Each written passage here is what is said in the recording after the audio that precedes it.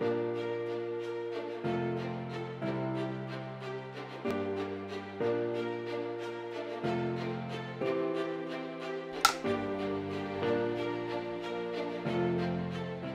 un métier à grande responsabilité, donc pour moi c'est un métier gratifiant.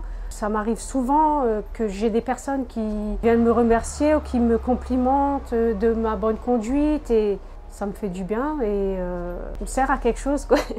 Des horaires qui sont parfois contraignantes, souvent décalées, mais on s'y fait assez vite. Au bout de quelques années, ça nous permet d'intégrer un cycle de travail où on a vraiment nos horaires à l'avance, où on peut vraiment se projeter dans notre vie sociale et dans notre vie ici professionnelle. J'aime bien le fait que je sois en décalé, ça ne me dérange pas de bosser en jour férié. Il y a des fois où c'est un petit peu plus compliqué quand tout le monde se réunit en famille, mais bon, on essaye de prévoir à l'avance. Mais il faut savoir que c'est compliqué par rapport aux horaires, parce que ça, on ne le change pas quand on arrive. C'est comme ça, on fait avec. C'est vrai que les horaires, c'est le seul inconvénient qu'il y aura, c'est pas facile. Notamment travailler les dimanches et les jours fériés, tôt le matin ou tard le soir. C'est pas tous les dimanches, c'est pas tous les week-ends, c'est pas tous les jours fériés, hein, ce sera occasionnel, c'est-à-dire que c'est dans les cycles. Et puis les inconvénients pour le bus, ce sera surtout les aléas de la circulation. C'est aussi faire attention à tout ce qui est environnement urbain, que ce soit piétons, cyclistes, automobilistes, etc. Il faut surtout être dans la vigilance. La circulation, c'est un point noir. Donc il faut faire avec, et si on s'énerve trop vite, on a toute la journée, donc ça ne sert à rien.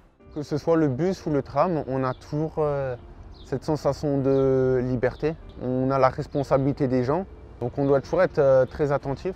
Des fois, il y a la gestion clientèle qui est relativement difficile, mais on s'y fait toujours. Il faut prendre les personnes dans le bon sens. En règle générale, si on ne monte pas en colère tout de suite, la personne en face est très compréhensible. Donc, communication non violente, CNV, c'est ce que je fais au quotidien. Si jamais j'ai un conflit sur le réseau, c'est mon petit truc à moi. Pour moi, il n'y a pas de côté négatif. Même l'amplitude horaire, pendant ce créneau-là, où je vais aller chez le coiffeur, où je vais faire un truc,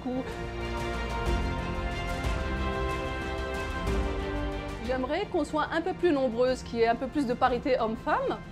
Et pourquoi pas être le premier réseau de France où il y a plus de féminité, ce serait super. Donc les filles, à vos claviers, à vos claviers, venez nous rejoindre, on vous attend.